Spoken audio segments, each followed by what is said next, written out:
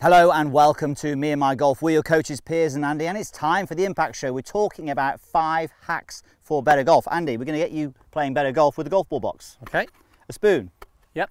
Half a tennis ball. Yep. And a towel. And a towel. And some elastic bands, which are actually over there. Okay, I'm interested to find out what we are doing. Let's take charge of your game.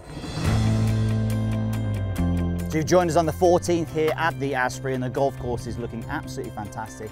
Bit of a mini heat wave going on Beautiful here in the at the UK, moment. Andy. This is pretty good, isn't it? Right, okay, so this July is all about Break 90. So lots of content about breaking 90, and of course, the Break 90, if you didn't know this already, the Break 90 coaching plan, which will be launching hopefully in a couple of weeks. Now, driving. Let's start with that first of all, shall we, Mr. Bradman? I'm going to coach you through this. So we've got a golf ball box here, and we're going to place this approximately a grip length away from the golf ball.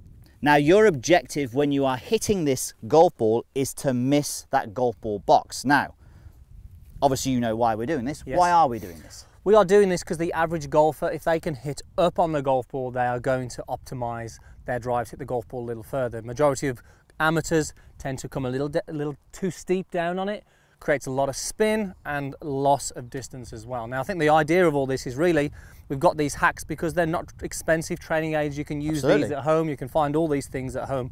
Easy to do on the practice area. Let's see you hit one shot though on this one, and see if you can miss the golf ball box. Okay. And then we'll talk a little bit more about the specifics. Okay, so really tee the ball up higher here. I'm really getting the feeling that my club is now swinging low to high on the way through.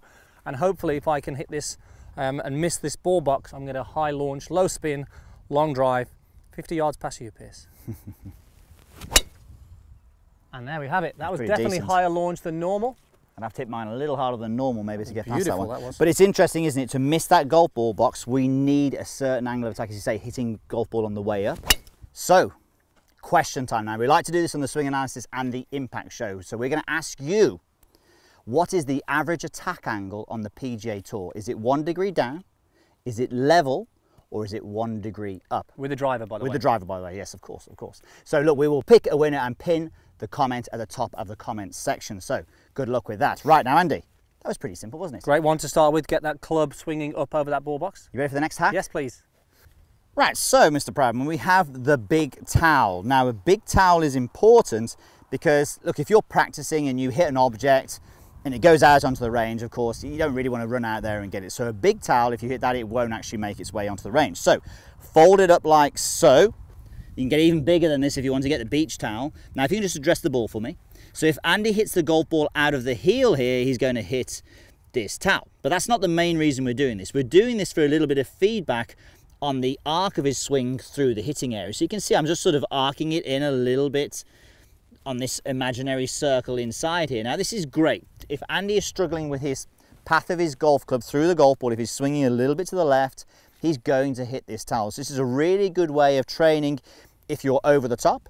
If you're too much under the plane, you can just flip it the other side. But this is a really good piece of negative feedback because, as we said, if you hit this, it's not the end of the world. It won't go flying onto the range. Okay, nice visual as well, because now I can see where the club should be coming from as opposed to coming from outside and across that towel. So definitely for somebody who swings over the top, it's going to encourage a path that's more to the right. Going to turn that slice into a draw, eh? So all I've got to do is miss that towel, Piers. All you got to do is miss that towel. You could have left the ball box in, actually. Yeah, we could have done.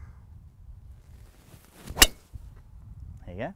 Very high launch again on that one. I just imagine the ball box was there to get that upward attack angle on that one as well. Give you 20 points for that. Thank you very much.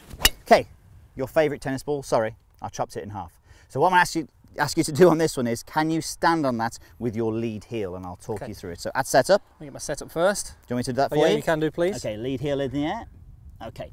Right, now, what we are looking for on this, you've probably seen us do this before, but this is great to get an understanding of how to use the ground, how to feel the pressure throughout the golf swing. So Andy, he's kind of figured out what we're doing already. So what we want Andy to do when he's striking this golf ball is to really squash into that tennis ball, put the pressure into his heel more, which allows him to rotate and stops him coming onto his toes too much at impact. Definitely, and I like about this one, Piers, as well, is from the front on view here, I'm still going to make sure from the top I am shifting that pressure and shifting the weight to that lead side and then turning into this lead hip as well, which is really going to help me keep my posture and get that low point after the shot. Do that, but come onto your toes, and let's just see the difference in the body angles and rotation as you're striking the golf ball.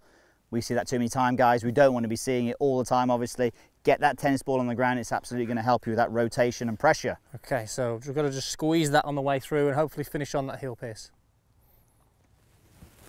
Hold there, hold there, hold there, stay on that ball. Very nice shot. And the good thing with this as well, if you're someone who hangs back, if you hang back when you're striking it, you'll be totally aware of that as well. Right then, Mr. Proudman, this spoon, give me your hand there. Lunchtime already. No, not yet. One more video to go.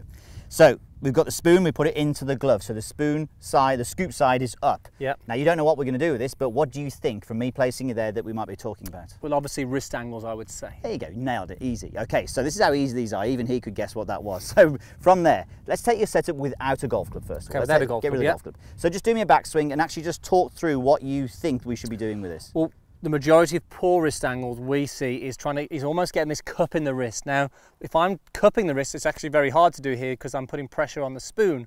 So if we can actually maintain the pressure or even take the pressure off the spoon in the backswing there, my wrist angles are going to be better. And if my wrist angles are better, the club face is generally going to be in a stronger place in the backswing and in transition as well. So any sort of cupping of the wrist there is going to put the pressure into the spoon and the hand, and that's where we don't want to be. And it's a great feedback tool, that is, Piers. So you got that, yeah, that absolutely is. So you got that absolutely perfect, and how we want to talk about that. So put your hands on both hands on the club now.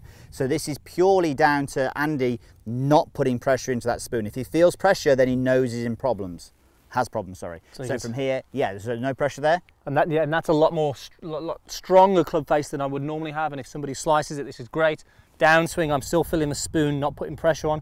Look at the club face here now, nice and strong. Even down to impact, the spoon is almost coming away. I'm exaggerating this here. I don't want to feel too much pressure early on in that downswing because then I'm going to get too much loft and poor potential strikes.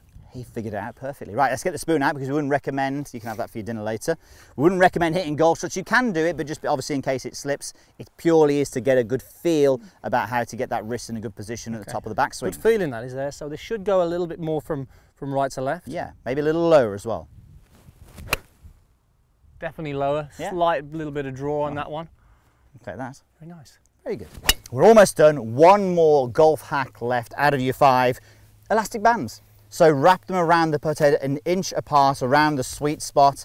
Obviously what we're looking for here is to get the golf ball out of the centre. If you hit the bands, it's either going to deflect or feel very soft and come up short. So Andy, we like this one, don't we? Yeah, and it's amazing how many people miss-hit the face or the sweet spot on the putter head, and that makes a big difference when it comes to pace control and the start direction. So if we can find the centre more consistently, you're definitely going to have a better distance control and better roll on the putts. Okay, let's see you hit a couple. Now you may need to be mindful when you're doing this that you don't ground the putter aggressively, and obviously that's a bad thing if you do that anyway, but by grounding the putter aggressively, the club, the band, should I say, may get stuck on the floor, but it is great. That is. Was that a good one? No, it was okay. I just didn't really think about the actual pace on that one. So you centered it.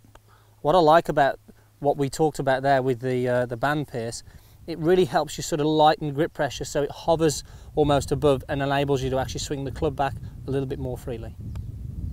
Like so. They were pretty good. They were all a better one there, but pretty close there. And you know, you're going to know if it's slightly offline, it's going to feel very soft, and definitely you're going to deflect the golf ball right or left when you do get that as well. Absolutely. So look, we hope you enjoyed this video. Very simple tips there, stuff that you've hopefully got around the house that you can take out and improve your golf this summer. So if you did enjoy that, please hit that like button. It allows us to reach more golfers. Yes, and also the Me and My Golf Weekly has just gone live on our website, meandmygolf.com. 3 extreme escape shots. So make sure you click the link in the corner there and sign up for free, and we look forward to seeing you over there.